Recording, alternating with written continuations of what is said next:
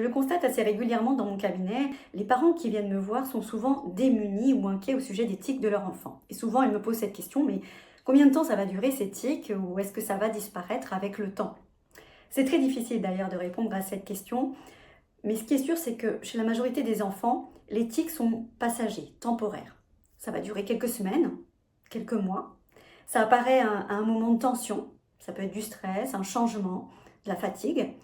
Puis les tics vont disparaître quand l'équilibre revient. Pour d'autres enfants, et ça c'est le cas souvent le plus fréquent, ça va changer au cours du temps. C'est-à-dire qu'un enfant va avoir un tic pendant quelques semaines, puis ne plus rien avoir du tout pendant des mois. Et puis ensuite, les tics vont revenir, un peu comme des vagues. Voilà, ça s'en va, ça revient. Alors il faut savoir que chez certains enfants, surtout les enfants avec un tempérament anxieux, les tics peuvent durer un petit peu plus longtemps. Alors oui, c'est vrai, beaucoup de tics passent avec le temps et s'en vont tout seuls, s'en vont d'eux-mêmes. Mais comprendre le message du corps et apaiser le stress ou l'anxiété qu'il y a derrière, c'est vraiment ce qui va permettre à l'enfant de se sentir mieux, que ce soit avec ou sans tic d'ailleurs.